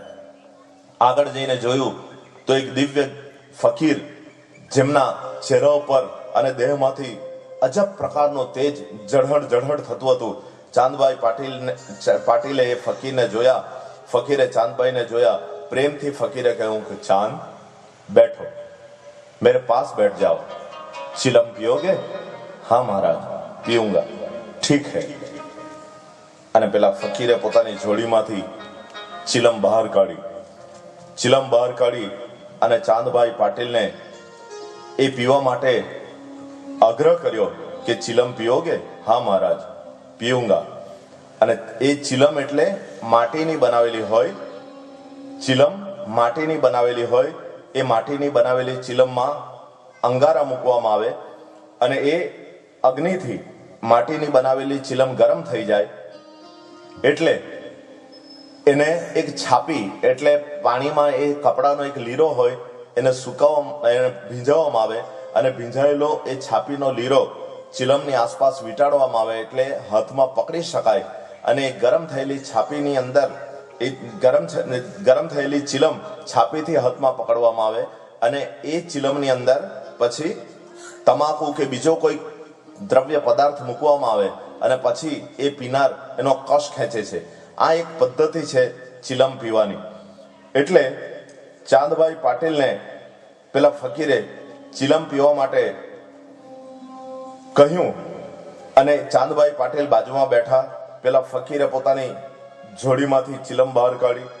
હવે એની અંદર મૂકવા માટે અંગારા જોઈએ. પેલા ફકીરે હાથમાં ચીપિયો પકડીને સંકલ્પ કર્યો અને જ્યાં પોતે બેઠા હતા તેની બરોબર બાજુમાં જ એ ચીપિયાનો સ્પર્શ ભૂમિ ઉપર કરાવ્યો અને અંદરથી ધગધગતા અંગારાનો પ્રાદુર્ભાવ થયો. એ અંગારા નીકળ્યા એટલે 2 અંગારા પેલા ફકીરે પોતાના ચીપિયામાં ઉચકીને ચિલમની અંદર મૂક્યા અને એક અંગારો પોતાના હાથથી પોતાના આંગળાનો સ્પર્શ કરીને ચિલમમાં મૂક્યો. 3 અંગારા એટલે અગ્નિ દેવતા 3 ટુકડા એ જમીનમાંથી પ્રાદુર્ભાવ થયો. આ 3 નો અર્થ થાય છે આપણો સ્વભાવ, આપણો ગુણ. સત્વ, રજસ અને તમસ, આ ત્રિગુણાત્મક આપણો દેહ. મહદ અંશે રજસ અને તમસનો આપણે ઉપયોગ કરીએ. મહદ અંશે આપણું જીવન આ 2 ગુણોની વચ્ચે જ હલક ડોલક થતું હોય. પરંતુ ખૂબ ઓછા વ્યક્તિ અધ્યાત્મ જગતના સાધક સદગુરુના શિષ્ય સત્વગુણ પ્રધાન હોય. સત્વગુણ પ્રધાન જે વ્યક્તિ હોય તમે જોજો એના ચહેરા ઉપર શાંતિ અને શીતળતાના ભાવો દેખાય તમને. એમની આંખોમાં એકદમ કોમળતા અને પ્રેમ છલકાતો દેખાય. એમના ચહેરા પર કોઈ પણ વખત ઉદ્વિગ્ન ભાવ દેખાતા નથી. એમની વાણીમાં કોઈ વખત કડવાશ આવતી નથી. એમને ઊંઘ ખૂબ ઓછી આવે. જે સત્વગુણ પ્રધાન વ્યક્તિઓ હોય એના આ બધા લક્ષણો છે. જે ઓછી નિદ્રા કરે, ઊંઘ બહુ ઓછી હોય સત્વગુણીઓને, અને એ વ્યક્તિને ક્રોધ ખૂબ જ ઓછો આવે. ઊંઘ ઓછી હોય, ક્રોધ ઓછો આવે અને એમનો ખોરાક પણ ઓછો હોય. જે સત્વગુણ પ્રધાન હોય 2 કોળિયો 3 કોળિયાની અંદર તો એ તૃપ્ત થઈ જાય. જે પેલો વૃકોદરની જેમ ખાય એ બધા તામસી લોકો. તેમાં ઘણા બધા તો અથાણું જોઈએ ને પાપડ જોઈએ ને આ જોઈએ ને તે જોઈએ. આ અથાણું એ મોટામાં મોટો તામસી ખોરાક છે, યાદ રાખજો. એનાથી ખરેખર અથાણાથી સૌથી વધારે તમસ વૃત્તિ વધે. સૌથી વધારે ગુસ્સો, જો વધારે અથાણા ખાતા હોય ને તેને તે જોજો એના કઈ ઠેકાણા નહીં હોય. જે ઠેકાણા ને અઠાણા બધું હરખું જ. ખરેખર આ રાજુભાઈ ને હસવું આવ્યું પણ એ હકીકત છે. અથાણા એ મોટામાં મોટો તામસી. કદાચ આપણે એમ કહીએ કે જે બીજો બધો ખોરાક જે હોય, જે આપણા જે નોનવેજ જે હોય એ નોનવેજ એ તામસી ખોરાક છે, એ વસ્તુ બરાબર. પણ સૌથી વધારે વેજીટેબલ જો તામસી ખોરાક હોય તો એ અથાણું, પાપડ, આ બધી વસ્તુ વધારે તામસી ગુણ વધારે આપણો. સીધું એ પેટમાં નહીં જાય, સીધું મગજ ઉપર અસર કરે. સીધું તો આ તો યાદ આવ્યું એટલે કઈક પ્રસંગ નીકળ્યો એટલે તો સત્વગુણ પ્રધાન, સત્વ, રજસ અને તમસ, તામસી લોકો. તો એ તામસી લોકોના આ જુદા જુદા પ્રકારના બધા લક્ષણો છે. એના ઉપરથી વ્યક્તિ ખબર પડે કે તામસી છે કે સાત્વિક છે. રજસ આગળ પાછળ થતો રહે. તો એ રીતે 3 જે રજસ અને તમસ છે, આપણે જો રાજસી અને તામસી બનીએ તો દૈવી તત્વ પ્રાપ્ત કરવા માટે આપણે કોઈનો આધાર લેવો પડે, કોઈ સદગુરુનો આધાર લેવો પડે, કોઈ સંત સમાગમ કરવો પડે, તીર્થ સ્થાનોની યાત્રા કરવી પડે, નદીમાં ડૂબકી મારવી પડે, આ બધી વસ્તુ કરવી પડે. જે રજસ અને તમસ વ્યક્તિઓ છે, જે રીતે પેલા ફકીરે એને પકડવા માટે ચીપિયાનો ઉપયોગ કર્યો, એટલે એક માધ્યમ, ચીપિયો એટલે એક માધ્યમ, સીધો હાથથી નહીં પકડ્યો. રજસ અને તમસ ગુણ વચ્ચે કોઈનો આધાર લેવો પડે, વાયા થઈને જવું પડે તો સદગુરુ પાસે પહોંચીએ. બાબાનો હાથ અને અંગારા વચ્ચે એક ચીપિયાનો માધ્યમ છે. અને ત્રીજો જે અંગારો હતો પોતાના હાથથી સ્પર્શ કરીને અંદર ચિલમમાં મૂક્યો, એ છે સાત્વિક ગુણ પ્રધાન. સત્વ ગુણ પ્રધાન જે કોઈ વ્યક્તિ અધ્યાત્મ સાધક હોય, એને ભગવાન પોતાના હાથનો સ્પર્શ કરે, એ પોતાની કૃપાનો અધિકારી બનાવે. સીધો માથા ઉપર હાથ મૂકી દે કે નહીં, તું સત્વ ગુણ પ્રધાન છે, આ મારા હાથનો સીધો સ્પર્શ. આનો એક અર્થ, એ તો એક તાર્કિક અર્થ આપણે વિચાર્યો અને એનો અર્થ કંઈક આવો નીકળતો હશે. આ કંઈક ચોક્કસ પ્રમાણ નથી, પણ હો સકતા હે કે આ પ્રમાણે હોઈ શકે. તો આ 3 અંગારા અંદર મૂક્યા. હવે છાપી અંદરથી કાઢી, ચિલમ ગરમ થઈ જાય એટલે છાપી ભીંજવવી પડે.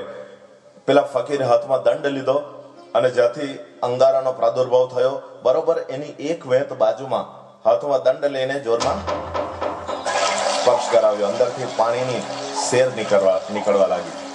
એ છાપી પાણીની અંદર ભીંજવી, ચિલમની આસપાસ લપેટી અને એની અંદર તમાકુ મૂક્યો અને ચાંદભાઈ પાટીલને પીવા આપી.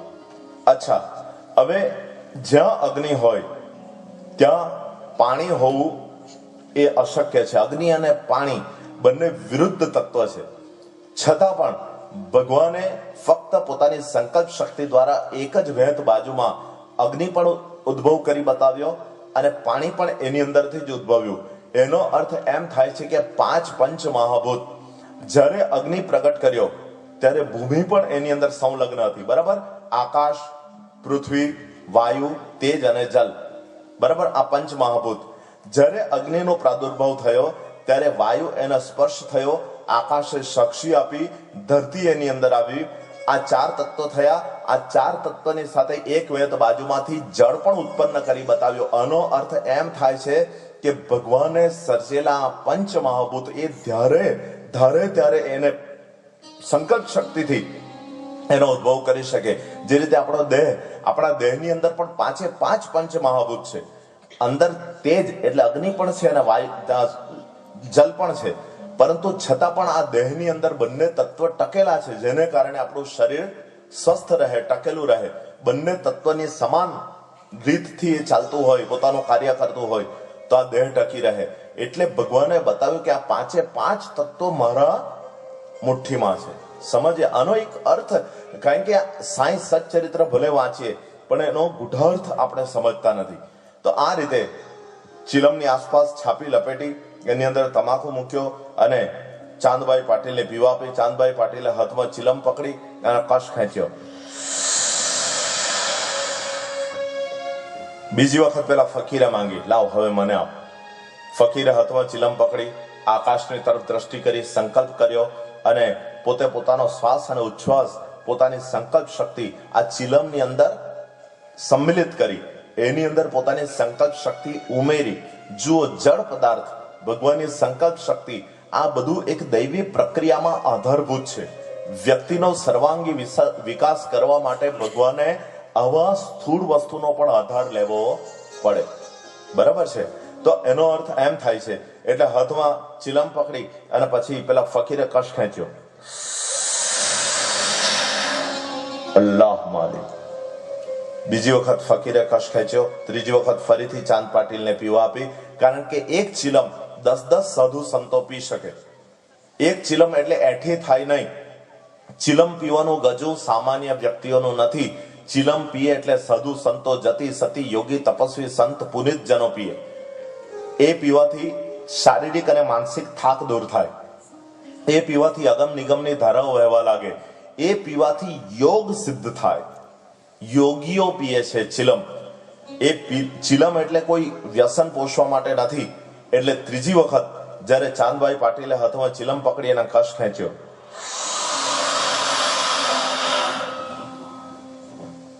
ત્રીજી વખત જ્યારે ચાંદ પાટીલે કશ ખેંચ્યો ત્યારે એમનું મન શાંત થયું. પોતાની ઘોડી ખોવાઈ જવાથી જે એમને ચિંતા હતી, જે ઉદ્વિગ્ન ભાવો હતા, જે શારીરિક અને માનસિક થાક હતો, જે ત્રસ્ત થયા હતા, એમનો શારીરિક અને માનસિક તાપ દૂર થયો. મન ચિત્ત શીતળ બન્યું. ત્રીજી વખત જ્યારે ચાંદભાઈ પાટીલે ચિલમ પીધી ત્યારે એમને આવો અનુભવ થયો. શાને માટે? પહેલી વખત કેમ નહીં થયો? પહેલી વખત એટલા માટે નહીં થયો કે હું અને તમે આપણે પણ દૈનિક દુનિયાદારીનો જે કાર્ય કરીએ છીએ એમાં પોતાની જાત, પોતાની પાસે રહેલા પૈસા, શક્તિ, પરિવાર, મિત્રો, સમાજ, આના ઉપર આપણે આધાર રાખીએ. કઠિનમાં કઠિન કાર્ય આપણે આ બધી વસ્તુઓ ઉપર આધાર રાખીને કરતા હોઈએ. તમે જોજો, હંમેશા તમે માર્ક કરજો કે મોટે ભાગે મહદ અંશે આપણે આ બધી વસ્તુમાં નિષ્ફળ નીવડીએ છીએ. ભાગ્યે જ એ કામ પાર પડે. કઠિનમાં કઠિન કાર્ય જ્યારે આપણે નિષ્ફળ નીવડીએ, આપણે નિષ્ફળતા આપણને વરે, ત્યારે આપણે ભગવાન પાસે આવીએ, ભગવાનની યાચના કરીએ કે ભગવાન બાબા મને મદદ કરો, મારું આ કામ સરળ રીતે ઉકલી જાય, પાર પડી જાય. અને પછી ભગવાન જ્યારે પોતાની સંકલ્પ શક્તિ આ કાર્યની અંદર સંમિલિત કરે, પોતાની કૃપા, પોતાના આશીર્વાદ સંમિલિત કરે, અને પછી જ્યારે આપણે કાર્ય કરીએ તો એ કાર્ય નિર્વિઘ્ને પાર પડે છે. બિલકુલ સરળ રીતે એ કાર્ય થઈ જતું હોય. બરાબર એ જ રીતે ચાંદભાઈ પાટીલે પહેલા ચિલમ પીધી, એમને કોઈ અનુભવ થયો નહીં. બીજી વખત પેલા ફકીરે પોતાની સંકલ્પ શક્તિ અંદર સ્થિત કરી, પોતાના શ્વાસ અને ઉચ્છ્વાસ મિશ્રિત કર્યા, પોતાના આશીર્વાદ એની અંદર એ કર્યા, અને પછી જ્યારે ચાંદભાઈ પાટીલે પીધી ત્યારે એમને આનંદ થયો. ચાંદભાઈ પાટીલને પૂછ્યું કે કુછ ખો ગયા है? हाँ महाराज. क्या? मेरी घोड़ी खो गई है महाराज, कितने दिनों से ढूंढ रहा हूं, मिल ही नहीं रही. જા, તારી ઘોડી પેલી ઝાડીની પાછળ ચરે છે, જઈને પકડી લાવ.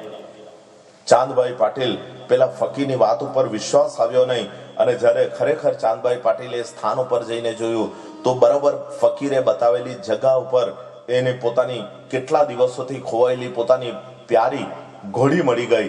અને પોતાની ઘોડીને જોઈને ચાંદભાઈ પાટીલને આંખમાં હર્ષાશ્રુ આવ્યા. પ્રેમથી ઘોડીનું માથું પકડીને ચૂમી લીધું.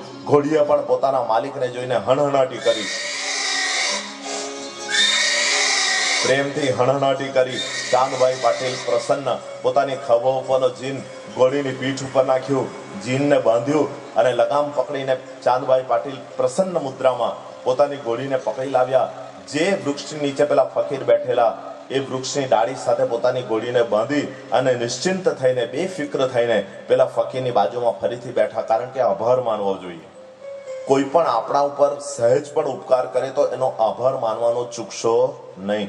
કમસે કમ થેન્ક યુ, તમારો આભાર એટલું તો બોલવું જ, નહીં તો નગુણા કહેવાય. કોઈ આપણા ઉપર ઉપકાર કરે તો આપણે કમસે કમ એનો આભાર તો માનીએ, કંઈક જરાક પણ કરીએ.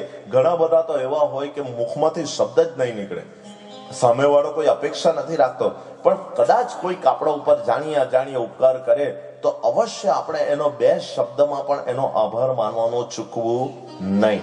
ચોક્કસ માનવો તો આપણી એક જાતની શિસ્ત, આપણી મર્યાદા, આપણા સદગુણ દર્શાવે છે.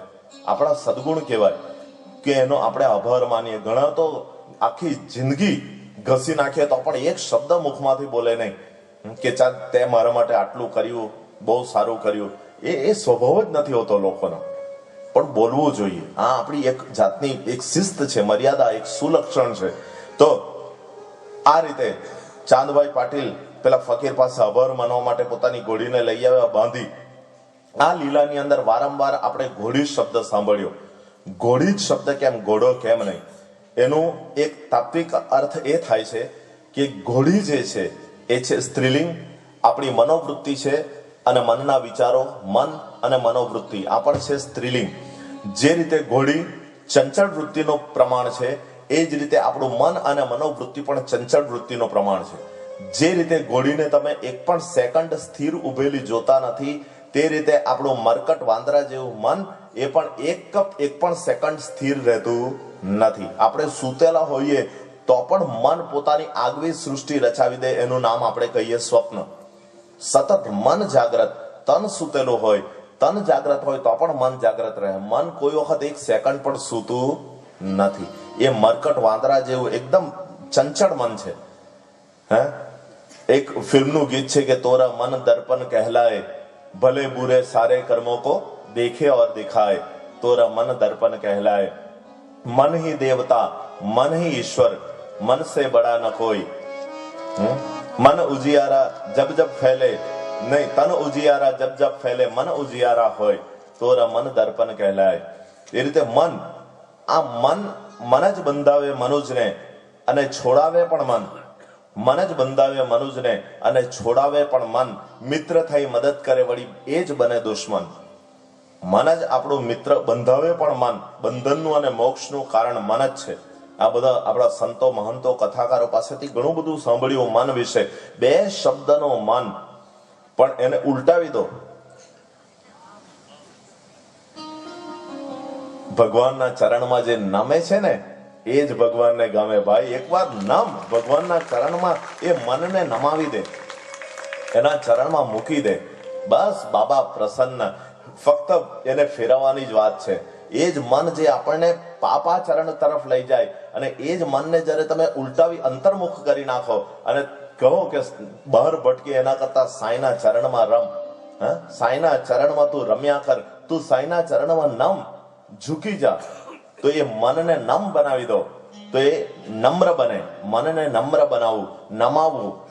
તો એ જ રીતે મન એ આપણું ચંચળ વૃત્તિનું પ્રમાણ છે. જે રીતે ચાંદભાઈ પાટીલની આજીવિકાનું એકમાત્ર સાધન એની ઘોડી, તે જ રીતે ભગવત પ્રાપ્તિ કરવા માટેનું એકમાત્ર સાધન આપણું મન અને મનોવૃત્તિ. જે રીતે ચાંદભાઈ પાટીલની ઘોડી એમને છોડીને ચારો ચરવા માટે ભાગી ગઈ, એ જ રીતે આપણી મનોવૃત્તિ રૂપી ઘોડી આપણને છોડીને સંસારનો ચારો ચરવા માટે ભાગી જાય છે. જુઓ કેટલી ઊંડું એનું રહસ્ય છુપાયેલું છે. આપણે જાણતા નથી. વાંચીએ 1000 વાર સાંઈ સચ્ચરિત્ર વાંચીએ, પણ જ્યાં સુધી બધું બાયપાસ જાય, જ્યારે અંદર ડૂબકી લગાવીએ, जिन खोजा तिन पाइया, गहरे पानी पेठ, मैं बावरी डुबन डरी रही किनाરે બેઠ. આ બધી વસ્તુ કોઈ પુસ્તકમાં નથી. એ પણ તમે ધ્યાન આપજો. આ બધી એની કૃપા છે. આ કોઈ પુસ્તકની અંદર વાંચ્યું નથી. બસ વિચાર કંઈક આવે અને એની અંદરથી કંઈક રહસ્ય, કંઈક તત્વાર્થ, એની અંદરથી કંઈક ભાવાર્થ નીકળે. બાકી કોઈ પુસ્તકની અંદર આ લીલાનો આવો ભાવ થાય છે એવું કંઈક લખ્યું નથી. આ સીધી આપણા બધા ઉપર એની કૃપા છે, જેને કારણે આપણે આ લીલાનો ગુઢાર્થ, એનું નવનીત ચાખી શકીએ, માણી શકીએ છીએ. તો આ રીતે ચાંદભાઈ પાટીલ જે રીતે પેલા ફકીરે બતાવે, જા તારી ઘોડી ત્યાં ચરે છે, જઈને પકડી લાવ. એ જ રીતે બાબા અત્યારે પણ આપણને અહીં બેઠા બેઠા એમ કહે છે કે જા ઘોડી અહીં તારી દુનિયામાં આ જગ્યાએ ચરે છે. આપણે કથામાં ભલે શરીર બેઠું હોય, શરીરમાં મન પહેલા બેસાડજો અને પછી તન બેસાડજો. આપણે ભલે કથામાં બેઠા હોઈએ પણ મન આપણા ઘરે પડતું હોય. અત્યારે આપણા બબલાના પપ્પા આવી ગયા હશે દુકાનેથી ને હવે એને માટે રોટલા બનાવવાના છે. હવે જલ્દી કથા પતે એટલે ગરમ ગરમ રોટલા બનાવીને ખવડાવ. ચાલ કાલે શાકભાજી આટલી સસ્તી છે તો આ જગ્યા ઉપર શાકભાજી જઈને લઈ આવ. ચાલ કાલે સાડી, આ બધી સાડી બધી કાલે નવી લેવાની છે તો આ દુકાને જઈને સાડી લઈ આવ. ભાઈઓનું મન કદાચ ખેતરે હોય, ઓફિસમાં હોય, ક્યાંથી ક્યાં ચરતું હોય, ક્યાં ફરતું હોય. આ સહજ આપણો સ્વભાવ છે ભાઈ. આ બિલકુલ સરળ, આ સહજ સ્વભાવ છે. અને ભગવાન કહે છે કે જા તારું મન ત્યાં ચરે છે, જઈને પકડી લાવ. તો આપણે એ જગ્યા ઉપર જઈને આપણું મન પકડી લાવીએ. જે રીતે ચાંદભાઈ પાટીલ પોતાની ઘોડી પકડી ને ખભા ઉપરનું જીન ઘોડીની પીઠ ઉપર નાખ્યું, એ જ રીતે દુનિયાદારીનો બધો બોજો આપણે મનરૂપી ઘોડીની પીઠ ઉપર નાખીએ છીએ. ઘણી વાર બહેનો કહે છે કે જવા દે ને, ઘરની બધી જિમ્મેદારી એક મારા જ કંધા ઉપર છે. બોલો છો કે નહીં? મારા જ ખભા ઉપર. ઘણા બધા કહે કે આટલું મોટું ઘર પરિવાર સાચવવાનો બધી એકલી મારા ખભા ઉપર આ બધી જિમ્મેદારી. ભાઈઓ પણ કહે ખભા ઉપર કેમ? કારણ કે મનરૂપી ઘોડી આપણી પાસે નથી. એ સંસારનો ચારો ચરવા માટે ભાગી ગઈ.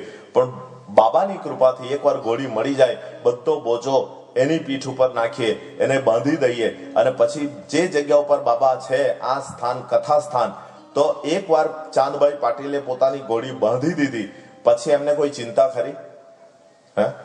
ચિંતા ખરી કે હવે પાછી ભાગી જશે? તો નથી. કેમ? કારણ કે એ બંધનમાં પડી. એકવાર ગોળી બંધાઈ જાય, મન આપણું બંધાઈ જાય સાંઈના ચરણમાં, પછી આપણને છોડીને કદીએ નહીં જાય. એ જ્યાં સુધી આપણે બાબાના ચરણની પ્રાપ્તિ ના કરી લઈએ ત્યાં સુધી આપણી મનોવૃત્તિ રૂપી ગોળી આપણને છોડીને ક્યાંય નહીં જાય. ત્યાર પછી ચાંદભાઈ પાટીલે બાબાનો બાહ્ય પહેરવેશ જોઈને ચાંદભાઈ પાટીલે માન્યું કે આ કોઈ મુસ્લિમ છે. એટલે ચાંદભાઈ પાટીલે કહ્યું કે આપ મુસ્લિમ હો?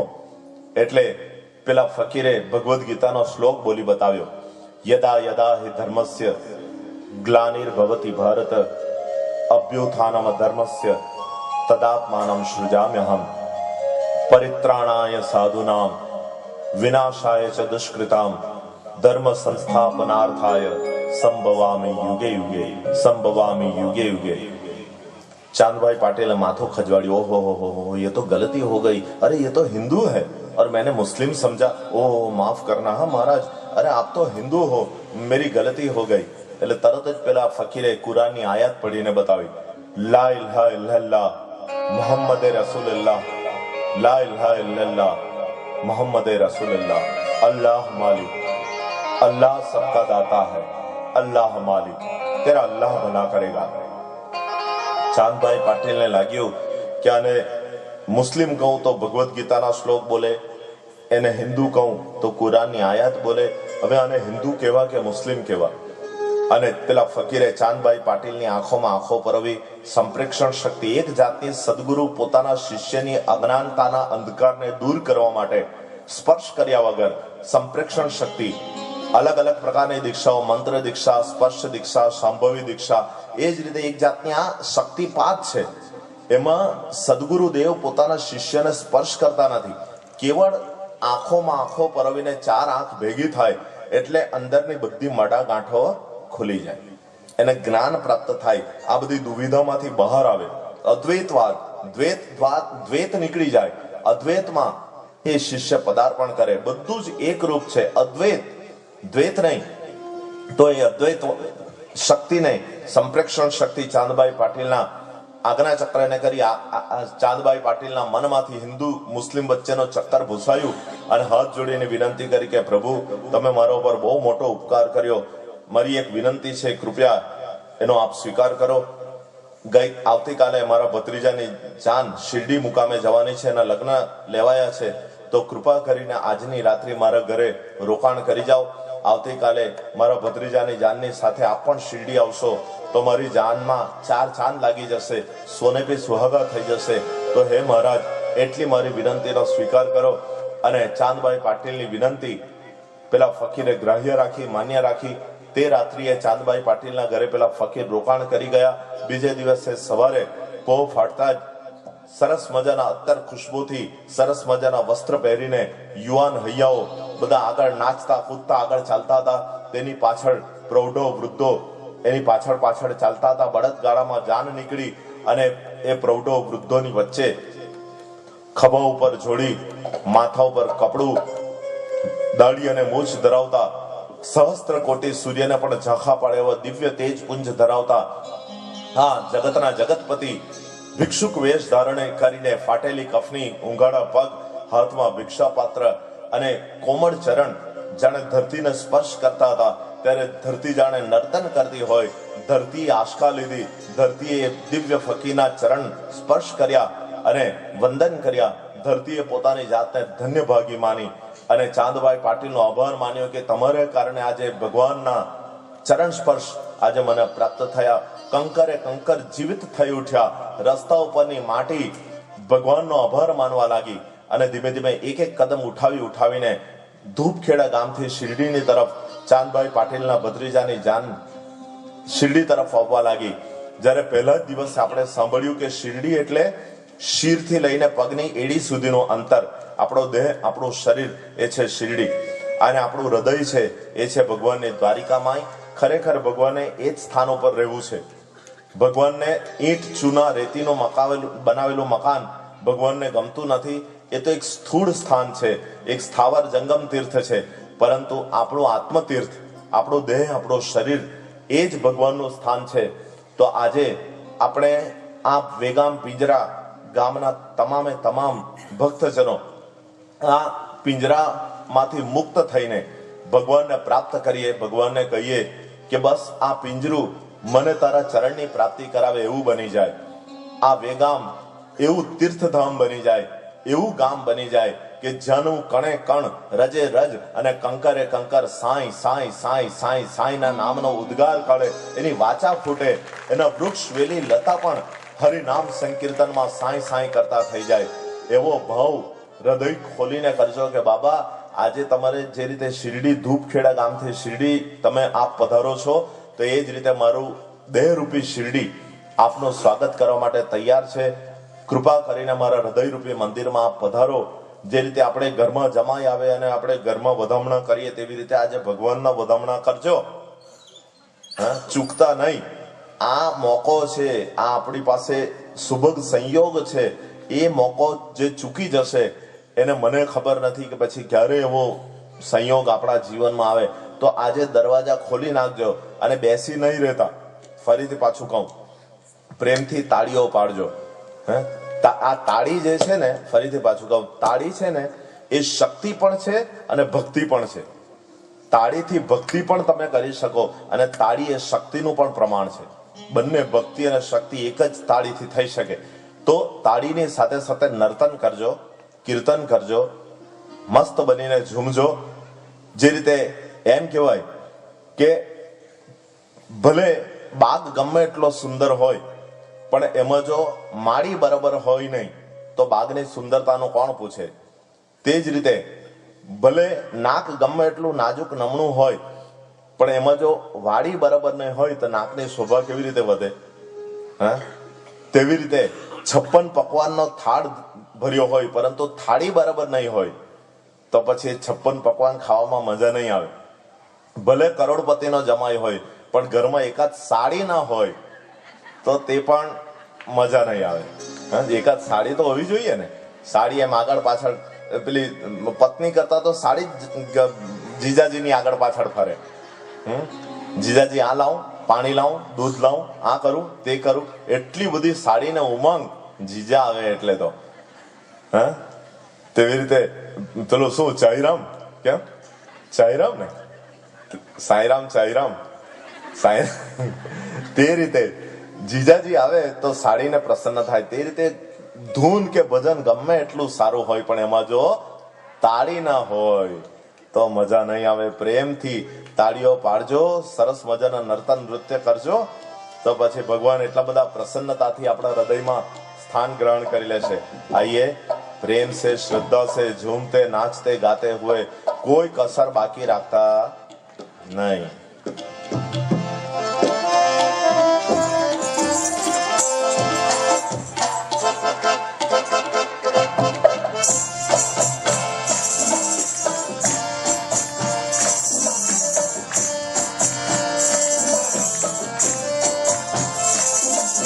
प्रेम से ताली बजाते हुए आओ आओ આગળ આવો ભાઈઓ. બાબા આજે જોશે કોણ મને બોલાવવા માટે તત્પર છે, કોણે પોતાનો હૈયું ખોલી દીધું છે, કોણ પ્રેમ અને ભાવથી મને બોલાવે છે. જમાઈને બોલાવવા માટે આપણે આટલા બધા ખુશ હોઈએ તો આ તો ભગવાન આવવાના ભાઈ. પ્રેમ છે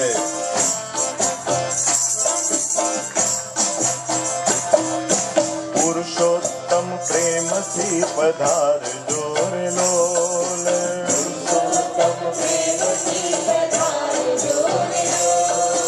પુરુષોત્તમ પ્રેમથી પધારજો રે લોલ.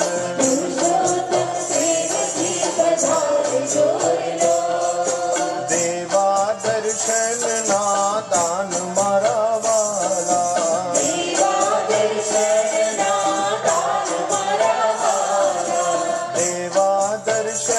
ના દાન મારા વાલા.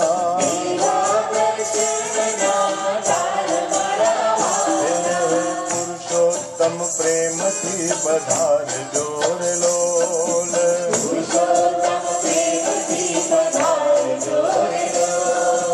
પુરુષોત્તમ પ્રેમથી પધારજો રે લોલ.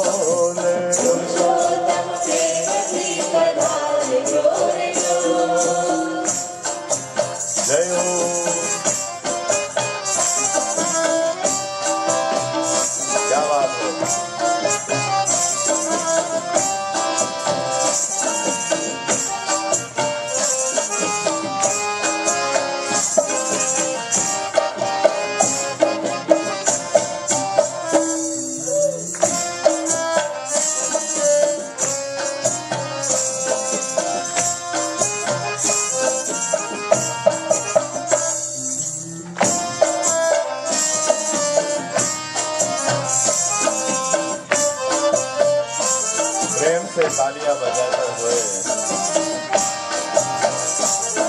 भगवान ने प्रेम की पुकार करो।